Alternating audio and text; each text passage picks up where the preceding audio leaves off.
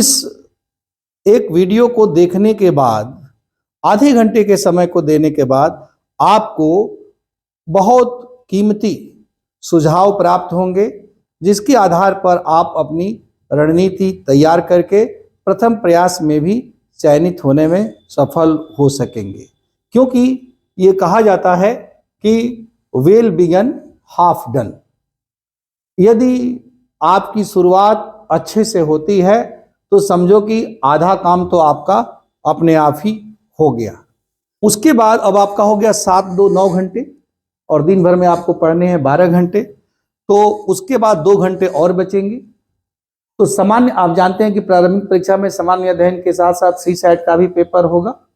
यद्यपि वो qualifying paper है, लेकिन वे छात्र जो इसका अभ्यास नहीं करते हैं और स्पेशली जो मूल रूप से कला वर्ग के, आर्ट्स के स्टूडेंट्स होते हैं, उनके लिए पेपर एक बहुत बड़ी बाधा के रूप में, हर्डल के रूप में होता है। इसलिए इसको सीरियसली लेना चाहिए, गंभीरता पूर्वक लेना चाहिए। इसलिए प्रारंभ से ही प्रतिदिन 2 घंटे का समय इसके ऊपर भी देना चाहिए।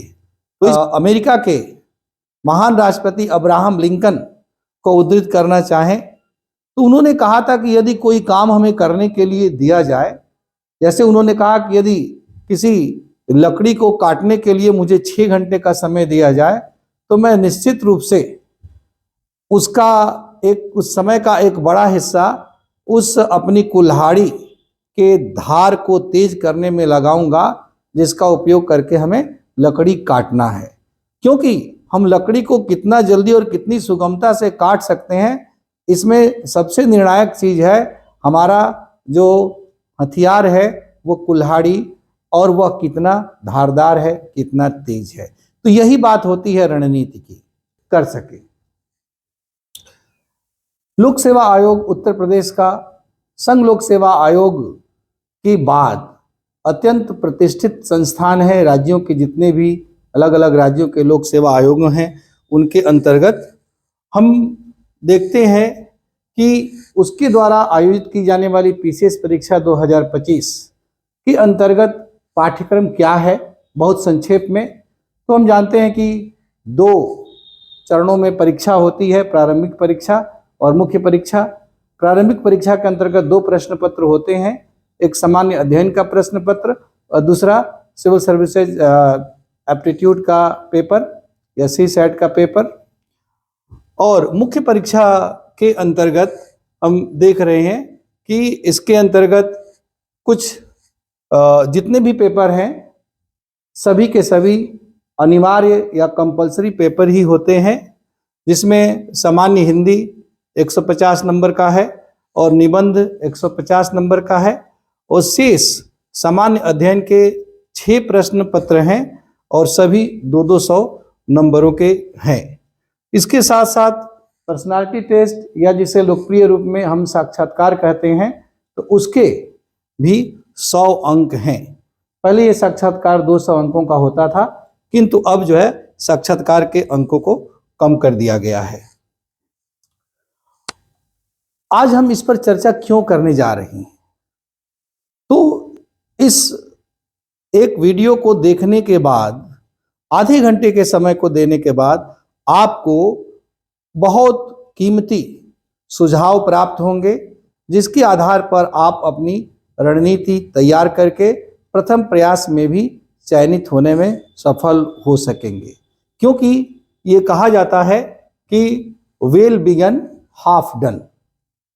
यदि आपकी शुरुआत अच्छे से होती है तो समझो कि आधा काम तो आपका अपने आप ही हो गया।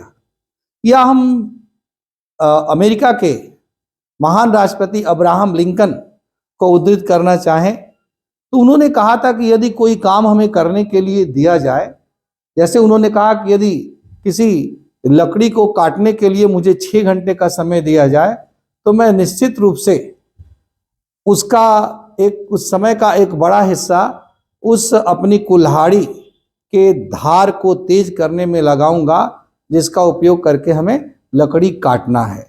क्योंकि हम लकड़ी को कितना जल्दी और कितनी सुगमता से काट सकते हैं, इसमें सबसे निर्णायक चीज है हमारा जो हथियार है वो कुल्हाड़ी, और वह कितना धारदार है, कितना तेज है। तो यही बात होती है रणनीति की। बहुत से बच्चे लगातार तैयारी करते रहते हैं, एक प्रयास से दूसरे प्रयास से तीसरे प्रयास, और करते करते उनकी पंचवर्षीय योजना और दो दो पंचवर्षीय योजनाएं समाप्त हो जाती हैं, फिर भी वो असफल हो जाते हैं। और बहुत से बच्चे हैं जो पहले दूसरे या अधिक से अधिक तीसरे प्रयास में सफल हो जाते हैं। मैंने खुद अपने द्वारा पढ़ाए गए तमाम छात्रों को प्रथम, दूसरे या तीसरे प्रयास में सफल होते हुए देखा है। तो आखिर अंतर क्या है उन छात्रों में जो 5-10 वर्षों तक चयनित नहीं हो पाते हैं या अंततः चयनित नहीं हो पाते हैं, और उन छात्रों में जो पहले, दूसरे और तृतीय प्रयास में ही सफल हो जाते हैं। तो वास्तव में ये अंतर है रणनीति का, क्योंकि जो योजनाबद्ध तरीके से पहले से ही सुनियोजित रणनीति तैयार करके परीक्षा की तैयारी करते हैं, वो शीघ्र और निश्चित रूप से सफल हो जाते हैं। और जो केवल तैयारी करने के लिए तैयारी करते हैं या सोचते हैं कि मेरा काम तैयारी करना है, कर रहे हैं, भगवान की जब मर्जी होगी तो सिलेक्शन हो जाएगा, तो फिर वे अपने राह के रोड़े खुद ही बनते हैं। मैं उम्मीद करता हूं कि आप सब में से कोई भी अपनी राह का खुद ही रोड़ा बनना पसंद नहीं करेगा। इसीलिए आपके लिए हम उत्तर प्रदेश पीसीएस परीक्षा 2025 की रणनीति पर चर्चा करने जा रहे हैं। हरिवंश राय बच्चन, प्रसिद्ध कवि हिंदी साहित्य के, उन्होंने भी अपनी एक कविता में लिखा कि पूर्व चलने के बटोही बाट की पहचान कर ले। अर्थात जिस रास्ते पर हमें चलना है उस रास्ते के यदि हम पथिक हैं तो चलने के पहले हमें उस रास्ते के बारे में पहचान होनी चाहिए, अन्यथा हम मंजिल तक नहीं पहुंच पाएंगे। तो आज हम उस रास्ते पर ही चर्चा करने जा रहे हैं कि हमारा रास्ता क्या हो 2025 के उत्तर प्रदेश पीसीएस परीक्षा में अंतिम रूप से चयनित होने के लिए। हाल ही में जो कैलेंडर जारी किया गया उसके अनुसार प्रारंभिक परीक्षा 2025 की 12 अक्टूबर 2025 को होनी निर्धारित है। इस प्रकार से यदि हम देखें तो लगभग 8 महीने का समय हमारे पास अभी भी शेष है। अब देखने में तो लगता है कि 8 महीने का समय है, चलो तैयारी कर रहे हैं, हो ही जाएगा, लेकिन वास्तव में समय बीतते देर नहीं लगती। आप चाहें और चाहे ना चाहें, हर रोज हर पल समय बीत ही रहा है। इसलिए समय की कीमत को आपको समझना होगा, और सिविल सेवा परीक्षा हो या पीसीएस परीक्षा हो, इसके लिए समय बहुत कम है, क्योंकि पाठ्यक्रम इतना अधिक है कि 7 महीने, 8 महीने या 1 साल, या मैं कहता हूं 2 साल का समय भी यदि सही रणनीति से आप इस्तेमाल नहीं करते हैं तो कम पड़ जाएगा। इसलिए सही रणनीति के साथ हमें अपने समय का इस्तेमाल करना चाहिए। तो हम कैसे करेंगे कि हम प्रथम प्रयास में ही सफल हो जाएं? तो इसके लिए हमारी रणनीति ये होनी चाहिए कि 3 चरणों में, अभी से जो हमारे पास 8 महीने का समय है उसको हम 3 चरणों के अंतर्गत रखें, 3 चरणों में उसको बांट दें।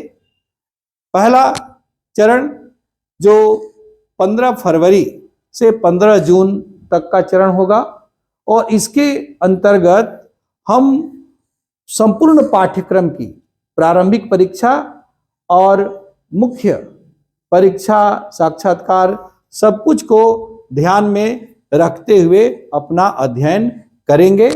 अर्थात प्री और मेंस दोनों के लिए हम कॉम्प्रिहेंसिव स्टडी या समग्र अध्ययन करेंगे। दूसरा जो हमारा चरण होगा वह 15 सितंबर 16 जून से लेकर के 15 सितंबर तक होगा, और इस चरण के अंतर्गत मुख्य रूप से हमारा बल प्रारंभिक परीक्षा की तैयारी पर होगा। अर्थात प्री ओरिएंटेड प्रिपरेशन हम करेंगे 16 जून से लेकर के 15 सितंबर की अवधि में। इसकी पहले वाले प्रथम चरण में क्या था कि हम प्रारंभिक और मुख्य परीक्षा दोनों को ध्यान में रखते हुए हम समग्र रूप से तैयारी करेंगे।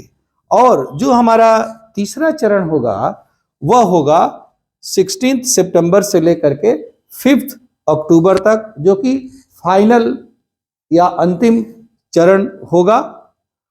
और इसके अंतर्गत हम क्या करेंगे, तो टेस्ट सीरीज और विगत वर्षों के प्रश्न पत्रों को सॉल्व करेंगे, जिसे हम PYQ या प्रीवियस ईयर क्वेश्चन पेपर्स कहते हैं, उसको सॉल्व करने का कार्य करेंगे। अर्थात इस अवधि में भी, लगभग 25 दिन की जो अवधि है, इसमें भी हम प्रारंभिक परीक्षा पर फोकस करेंगे।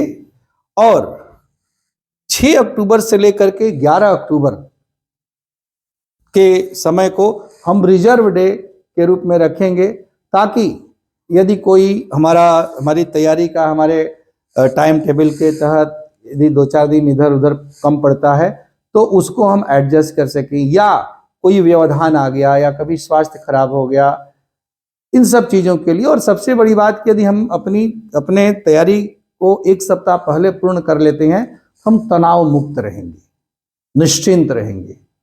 हम लास्ट टाइम में अक्सर छात्र का तैयारी का सब कुछ हौच पौच होने लगता है और वो प्रेशर में आ जाता है और सारी रणनीति उसकी विफल हो जाती है। तो ऐसा नहीं होगा यदि आप इसके लिए 1 सप्ताह का रिजर्व डे आप रखते हैं तो पहली बात तो यही है कि 3 चरणों में आप जो है अपने इस पूरे समय को और रणनीति को विभाजित करें। इस तरह से यदि आप बांट करके देखते हैं तो आप देखेंगे कि आपके पास बहुत समय नहीं है रिलैक्स होने का। और ऐसे यदि बांट करके आप नहीं देखते हैं तो आपको लगेगा कि अरे अभी तो 8 महीने है, बहुत समय है, कर लेंगे। अब ये जो जितने भी ये चरण हैं, इसमें जो पहला चरण है उसके भीतर आपको क्या करना है। ये जो चरण है 15 फरवरी से लेकर के और 15 जून तक का, तो मार्च, अप्रैल, मई और जून 4 महीने की ये अवधि है। इस 4 महीने की अवधि के अंतर्गत आप अपना अध्ययन कैसे करेंगे, क्या करेंगे। जैसा मैंने कहा कि इसके अंतर्गत प्रारंभिक और मुख्य परीक्षा दोनों को दृष्टिगत रखते हुए आपको तैयारी करनी है, क्योंकि प्रारंभिक परीक्षा यदि आप क्वालिफाई कर लेते हैं तो फिर मुख्य परीक्षा के लिए बहुत अधिक समय नहीं मिलता है और मुख्य परीक्षा के अंतर्गत आपके 8 प्रश्न पत्र होंगे। इसलिए प्रारंभिक परीक्षा के पहले ही मुख्य परीक्षा की भी एक स्तर की तैयारी हो जाए तो आप जो है मुख्य परीक्षा के लिए आगे आश्वस्त रहेंगे। इसीलिए इस चरण में आप दोनों को लेकर के चलेंगे, प्रारंभिक और मुख्य परीक्षा दोनों को। यदि आप एक सीरियस कैंडिडेट हैं तो मैं मान के चलता हूं कि आप कम से कम 12 घंटे का समय देंगे, 11 से 12 घंटे का आप समय प्रतिदिन देंगे। अब ये जो 12 घंटे का प्रतिदिन का समय है उसको आप किस तरह से बांटेंगे, याद रखना है ये प्रथम चरण की स्ट्रेटजी है। तो उसके अंतर्गत जो है 7 घंटे आप जो है स्टैटिक जीएस पर लगाएंगे, अर्थात सामान्य अध्ययन का वह हिस्सा जिसमें किसी प्रकार का बदलाव नहीं होता है या बहुत कम बदलाव होता है, जैसे हिस्ट्री है या ज्योग्राफी है या साइंस का भी कुछ जनरल साइंस का पार्ट है, टेक्नोलॉजी वाले पार्ट को छोड़ करके, या इसी तरह से इकोनॉमी का भी स्टैटिक का जो कॉन्सेप्चुअल पार्ट है, आर्ट है, आर्कियोलॉजी है, आर्किटेक्चर है, इन सब चीज़ों की तैयारी में पॉलिटी का स्टैटिक पार्ट है, कॉन्स्टिट्यूशन का, इन सब की तैयारी के लिए आप लगाएंगे, जो कि बहुत मेजर सेगमेंट है प्रारंभिक परीक्षा और मुख्य परीक्षा दोनों के अंतर्गत। इसलिए जो है प्रतिदिन 7 घंटे का समय इस पर आपको लगाना है और 2 घंटे का प्रतिदिन समय आपको लगाना है करेंट अफेयर्स या समसामयिक मुद्दों के अध्ययन पर। और इसकी तैयारी के अंतर्गत मुख्य रूप से आपको 2 चीज़ों को पढ़ना ही पढ़ना होगा। एक तो है समाचार पत्र और दूसरा कोई भी 1 या 2 अच्छी पत्रिका जो कि प्रतियोगी परीक्षाओं के लिए प्रकाशित होती हैं, चाहे वह सिविल सर्विसेज क्रॉनिकल हो या प्रतियोगिता दर्पण हो या अरिहंत प्रकाशन की पुस्तक है, तो इसको आप इसके अंतर्गत पढ़ेंगे। उसके बाद अब आपका हो गया 7 2 9 घंटे, और दिन भर में आपको पढ़ने हैं 12 घंटे, तो उसके बाद 2 घंटे और बचेंगे। तो सामान्य, आप जानते हैं कि प्रारंभिक परीक्षा में सामान्य अध्ययन के साथ साथ सी सैट का भी पेपर होगा। यद्यपि वो क्वालिफाइंग पेपर है, लेकिन वे छात्र जो इसका अभ्यास नहीं करते हैं, और स्पेशली जो मूल रूप से कला वर्ग के, आर्ट्स के स्टूडेंट्स होते हैं, उनके लिए पेपर एक बहुत बड़ी बाधा के रूप में, हर्डल के रूप में होता है। इसलिए इसको सीरियसली लेना चाहिए, गंभीरता पूर्वक लेना चाहिए। इसलिए प्रारंभ से ही प्रतिदिन 2 घंटे का समय इसके ऊपर भी देना चाहिए। तो इस प्रकार से 7 2 9 2 11 घंटे आपके हो गए। अब आपको 12 घंटे रोज पढ़ना है, लेकिन 11 घंटे का टाइम टेबल इसके अंतर्गत हमने रखा हुआ है, ताकि किसी दिन आप 10 घंटे पढ़ सकते हैं, किसी दिन 12 घंटे पढ़ सकते हैं, या किसी दिन किसी वजह से 9 घंटे ही पढ़ सकते हैं। तो आप 12 घंटे का टाइम टेबल रखेंगे, लेकिन 11 घंटे आपको जरूर पढ़ना होगा एवरेज मेंटेन करने के लिए। तो इसलिए 11 घंटे का 1 घंटे हमने रिजर्व के रूप में छोड़ दिया है। इसके बाद इस कार्य को आपको कितने दिनों तक करना है? तो सप्ताह में 5 दिन करना है। इस टाइम टेबल को फॉलो करना है, मंडे से लेकर के फ्राइडे तक। और इसके बाद सप्ताह के जो 2 दिन बचेंगे, सैटरडे और संडे, तो उसके अंतर्गत आप क्या करेंगे? तो सैटरडे के अंतर्गत मुख्य परीक्षा के जो पूछे गए प्रश्न पत्र हैं, उन प्रश्न पत्रों का उत्तर लिखने का अभ्यास करेंगे, अर्थात राइटिंग स्किल डेवलप करेंगे। या मुख्य परीक्षा में एस्से निबंध का प्रश्न पत्र होता है, तो उस निबंध की तैयारी करने पर उस समय को लगाएंगे और निबंध लिखने का भी अभ्यास करेंगे। तो ये तो है सैटरडे को। अब बचा संडे। तो संडे के दिन जो है केवल एक समय आपको पढ़ना है, मॉर्निंग में। और उस दिन आपको क्या करना है? तो विगत वर्षों का प्री परीक्षा का जो प्रश्न पत्र है, उसको आपको रिवाइज करना है, उसको सॉल्व करना है। ये काम आप संडे को सुबह वाले शिफ्ट में करेंगे। शाम वाला शिफ्ट आप जो है पूरी तरह से अपने लिए रखेंगे, रिजर्व, आप उसको रिलैक्स होने के लिए।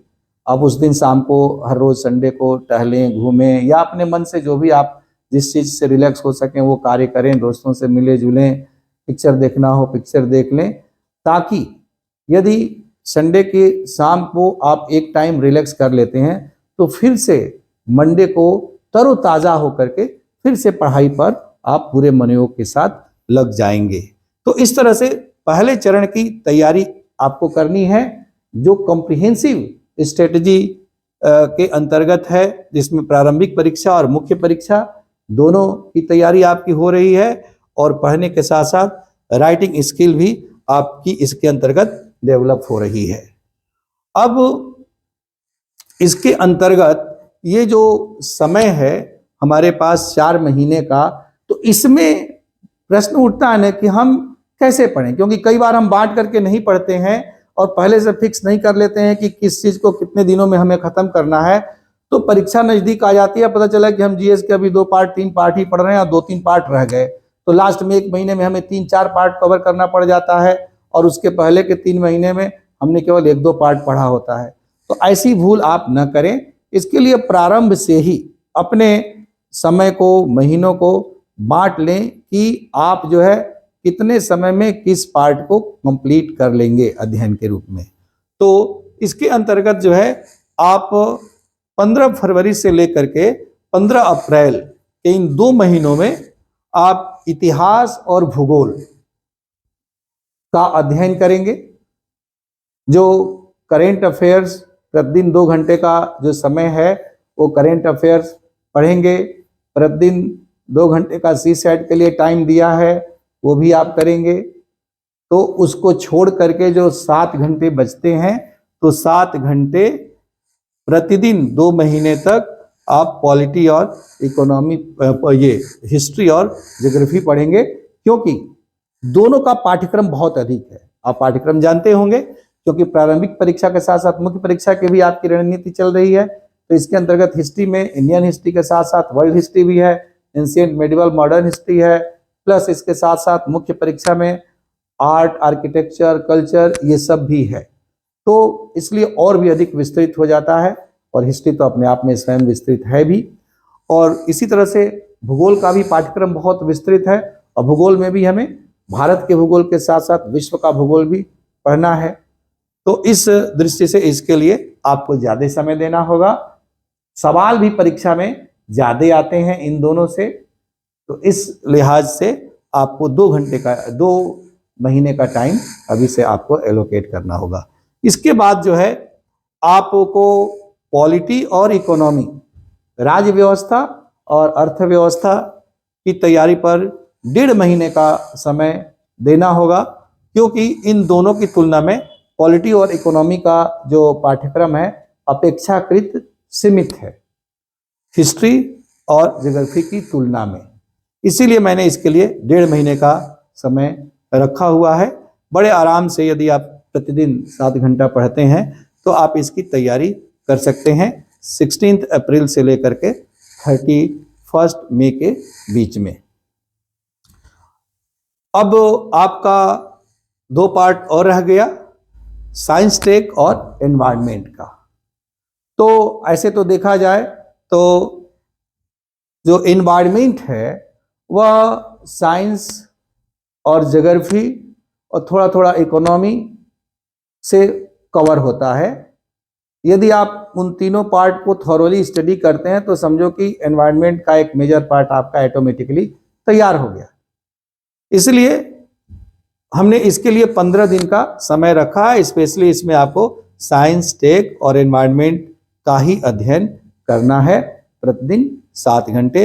इन 15 दिनों में 1 जून से लेकर के 15 जून की अवधि में याद रखना है कि इस दौरान भी आपको 2 घंटे सीसैट पर और 2 घंटे करंट अफेयर्स पर रेगुलर लगाना ही लगाना है। एक और चीज की जो प्रथम चरण है इसके अंतर्गत आपका फोकस किस चीज पर होना चाहिए।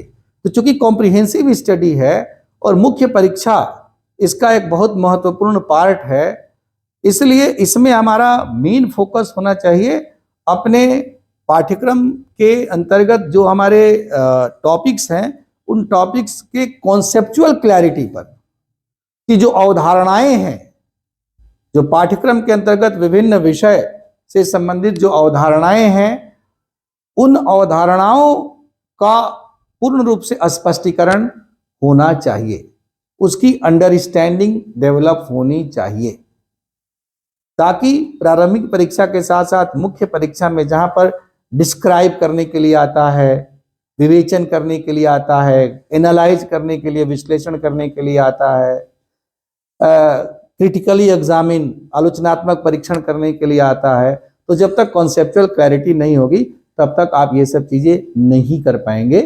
केवल उत्तर देना पर्याप्त नहीं होता है, हमें हमेशा ध्यान रखना चाहिए, बल्कि प्रश्न पत्र में जैसा पूछा गया है उसके अनुरूप उत्तर देना जरूरी है। उसके लिए मुख्य परीक्षा के संबंध में कॉन्सेप्चुअल क्लैरिटी सबसे जरूरी चीज है। तो इसके अंतर्गत कॉन्सेप्चुअल क्लैरिटी पर हमारा विशेष फोकस होगा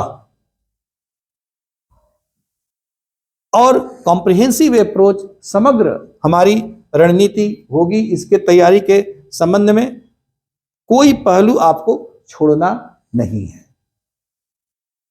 अब हमारा फर्स्ट फेज इसके अंतर्गत कंप्लीट हो गया, तो अब आप थोड़ा सा तनाव मुक्त हो जाएंगे कि पूरे कोर्स को आपने 4 महीने में एक राउंड कवर कर लिया है। प्री और मुख्य परीक्षा दोनों को ध्यान में रखते हुए, जीएस का भी, सीसैट का भी, एसए का भी, लास्ट ईयर के क्वेश्चन पेपर्स को भी, तो आप तनाव मुक्त रहेंगे और थोड़ा सा कॉन्फिडेंस भी आपके अंतर्गत रहेगा।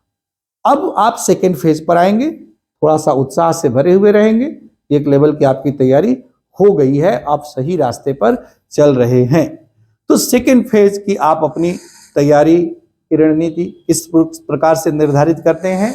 तो इसके लिए आपको समय रखना है 16 जून से 15 सितंबर तक, अर्थात 3 महीने का समय आपको इसके अंतर्गत देना है। पहले चरण में 4 महीने था, इसके अंतर्गत 3 महीने का था। और सबसे खास बात है कि चूंकि अब प्रारंभिक परीक्षा केवल 4 महीने ही रह गए होंगे, इसलिए यदि आप पहली बार इस परीक्षा में सम्मिलित हो रहे हैं तब तो निश्चित रूप से आपको 4 महीने का समय देना ही होगा, स्पेशली प्री ओरिएंटेड होकर के तैयारी करने पर। यदि आप पहले से तैयारी कर रहे हैं, 1-2 बार परीक्षा दे चुके हैं, क्वालिफाई कर चुके हैं, या क्वालिफाई नहीं भी किए हों लेकिन परीक्षाएं 1-2 बार दे चुके हैं और तैयारी बहुत अच्छी है, तो आप जो है 4 महीने के बदले इसको रिड्यूस करके 3 महीने का रख सकते हैं और 1 महीने का टाइम कॉम्प्रिहेंसिव स्टडी वाले फर्स्ट फेज में ऐड कर सकते हैं। फिलहाल हम मान के चल रहे हैं कि आप सब पहली बार परीक्षा दे रहे हैं, तो इसलिए इस चरण के अंतर्गत भी आपको 3 महीने का समय लगाना होगा और स्पेशली प्रारंभिक परीक्षा की तैयारी पर आपको समय लगाना होगा। अब यहाँ पर आपकी रणनीति में थोड़ा सा बदलाव आएगा। पहले चरण में हमने ये देखा था कि 2 महीने में आपने हिस्ट्री और ज्योग्राफी के लिए रखा, फिर 1.5 महीने में आपने पॉलिटी इकोनॉमी के लिए रखा, फिर 15 दिन आपने साइंस टेक एनवायरनमेंट के लिए रखा। अर्थात सारे पार्ट को हर रोज आप नहीं पढ़ रहे थे, करेंट अफेयर्स और सीसेट को छोड़ करके। यहां पर हर पार्ट को आपको जीएस के जितने भी सेगमेंट हैं, 6 सेगमेंट, उन सभी स्टैटिक जीएस वाले पार्ट को प्रतिदिन, सप्ताह में 5 दिन आपको प्रतिदिन पढ़ना है। All parts of GS for 5 days in a week. तो चाहे हिस्ट्री है, पॉलिटी है, इकोनॉमी है, ज्योग्राफी है, जनरल साइंस है, एनवायरनमेंट है, इन सभी को सप्ताह के 5 दिन पढ़ना है। अब आपको ने प्रथम चरण में किस पार्ट में कितनी महारत हासिल कर ली है, या आपका बैकग्राउंड, अपना एकेडमिक बैकग्राउंड में कौन सा रहा है, उसमें आपने जल्दी तैयार कर ली होगी, बेहतर तैयारी कर ली होगी। जो आपके अछूते रहे होंगे उसमें थोड़ा सा आपको ज्यादा समय देना पड़ेगा। तथ्यों में आपको दिक्कत है, अलग अलग छात्रों की अलग अलग समस्याएं होती हैं, किसी को हिस्ट्री के फैक्ट्स नहीं रटे जाते हैं, किसी को साइंस में वीक होता है, आर्ट्स का स्टूडेंट है, तो उसको ध्यान में रखते हुए लेकिन प्रतिदिन सारे पार्ट को आपको पढ़ना है।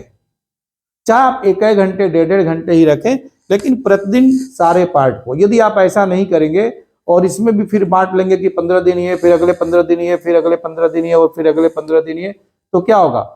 जिसको आपने सबसे पहले पढ़ा था, परीक्षा आते आते उसको पढ़े हुए 2.5 महीने हो गए रहेंगे उस पार्ट के, तो उसकी बहुत सारी चीजें आपको मिस करने लगेंगी, क्योंकि प्रारंभिक परीक्षा में तथ्य बहुत अधिक होते हैं और तथ्य पीसीएस में विशेष रूप से, तो तथ्यों को बार बार रिवाइज करने की, दोहराने की आवश्यकता होती है। अन्यथा जो है हम संदेह के दायरे में आ जाते हैं, असमंजस की स्थिति में होते हैं, पूर्ण विश्वास के साथ हम सही विकल्पों का चयन करने में उलझन में पड़ जाते हैं। इसलिए जितना ज्यादा आप रिवीजन किए रहेंगे और जितना जल्दी रिवीजन किए रहेंगे परीक्षा हाल में, उतने ही विश्वास के साथ प्रश्नों का उत्तर देने में आप सफल होंगे। इसलिए प्रतिदिन आपको पढ़ना चाहिए। हिस्ट्री, पॉलिटी, इकोनॉमी, ज्योग्राफी, चाहे 1 घंटे पढ़ो, चाहे 1.5 घंटे पढ़ो, लेकिन प्रतिदिन सप्ताह के 5 दिन आप इनको पढ़िए।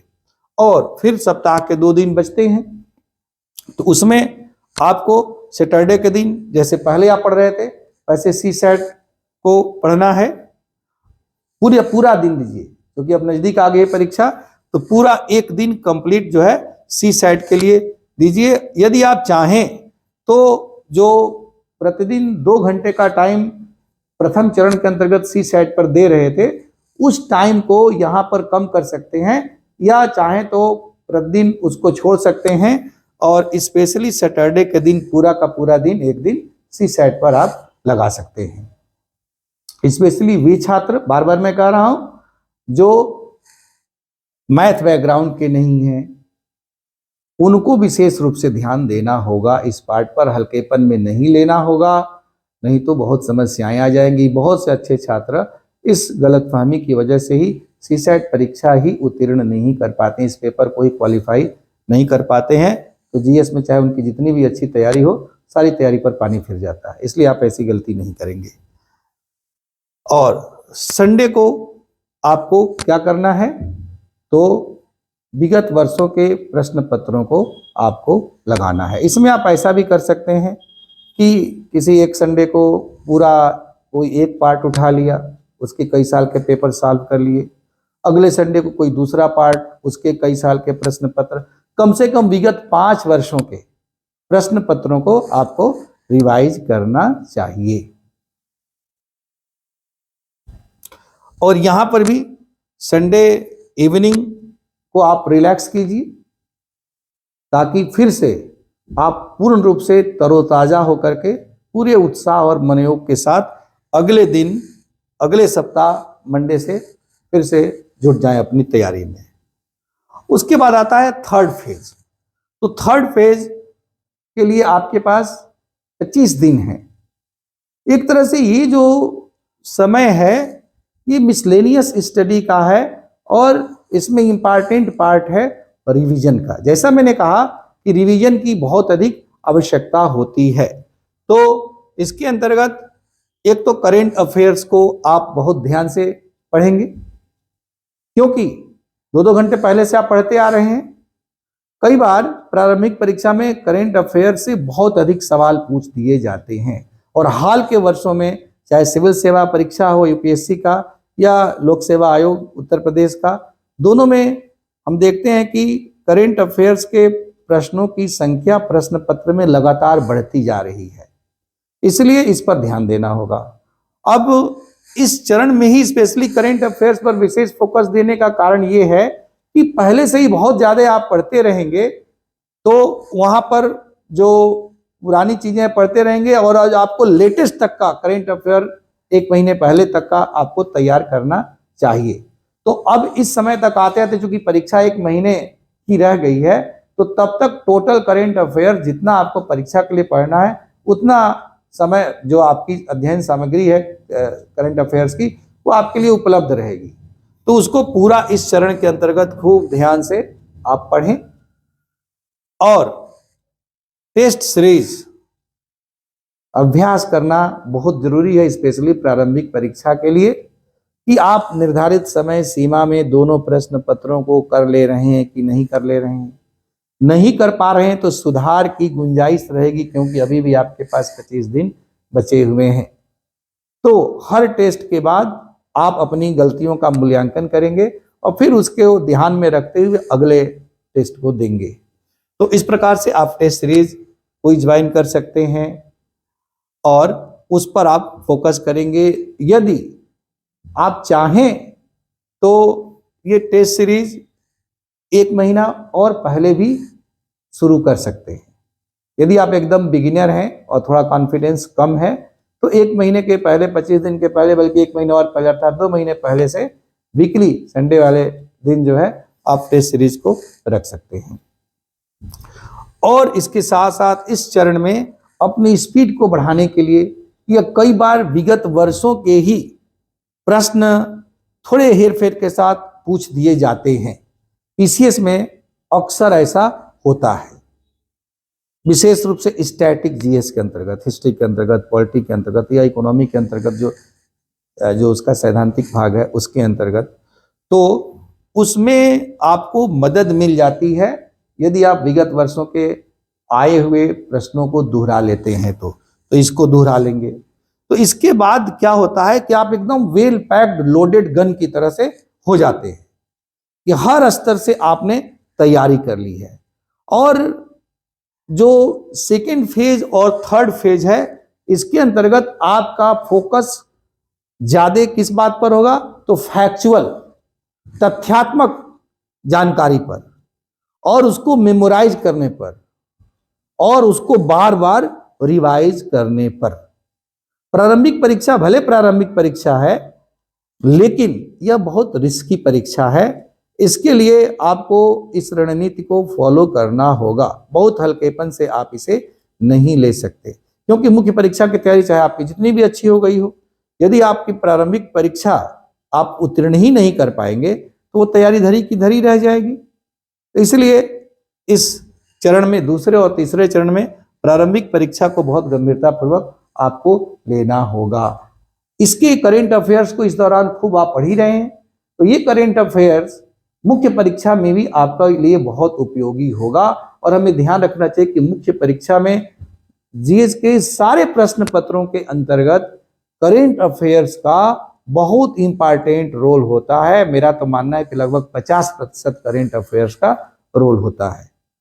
तो जब आप दूसरे और तीसरे चरण के अंतर्गत प्री ओरिएंटेड होकर के पढ़ रहे हैं और उसमें करेंट अफेयर्स पर स्पेशली फोकस कर रहे हैं, तो ये मुख्य परीक्षा के लिए भी आपकी बहुत अधिक उपयोगी होगी तैयारी। लास्ट में हमने 6 अक्टूबर से लेकर के 11 अक्टूबर के बीच का समय रिजर्व समय के रूप में रखा है। 6, 7, 8, 9, 10, 11, 6 दिन, क्योंकि 12 अक्टूबर को आपकी परीक्षा है।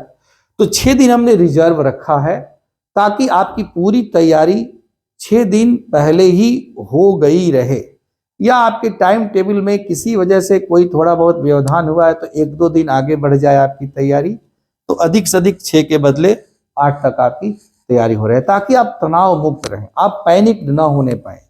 क्योंकि जो पहली बार परीक्षा में सम्मिलित होने वाले छात्र होते हैं, अक्सर उनके साथ ये समस्या आती है कि सही रणनीति ना होने की वजह से वो तनावग्रस्त हो जाते हैं और सब उनकी तैयारी गड्ढमड होने लगती है और एक तरह से मानसिक तौर पर वो सरेंडर कर देते हैं।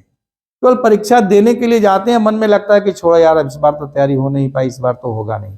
तो उस तरह की मन स्थिति में आप न आने पाए, पूर्ण आत्मविश्वास से भरे हुए, जैसा मैंने कहा लोडेड गन की तरह से फायर होने के लिए परीक्षा हाल में जाएं और सटीक निशाना लगा करके आए, ताकि प्रथम प्रयास में ही आप सफल हो जाएं। जब आप प्रारंभिक परीक्षा उत्तीर्ण कर लेंगे तो मुख्य परीक्षा की भी तैयारी इसके प्रथम चरण के अंतर्गत काफी सीमा तक मैं समझता हूं कि 80% तक आपकी हो गई रहेगी।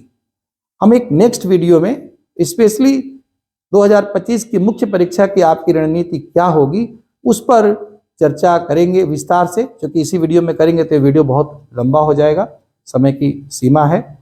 आप इस वीडियो के संबंध में अपने विचार व्यक्त करें और मेरी ओर से आपको हार्दिक शुभकामनाएं। धन्यवाद।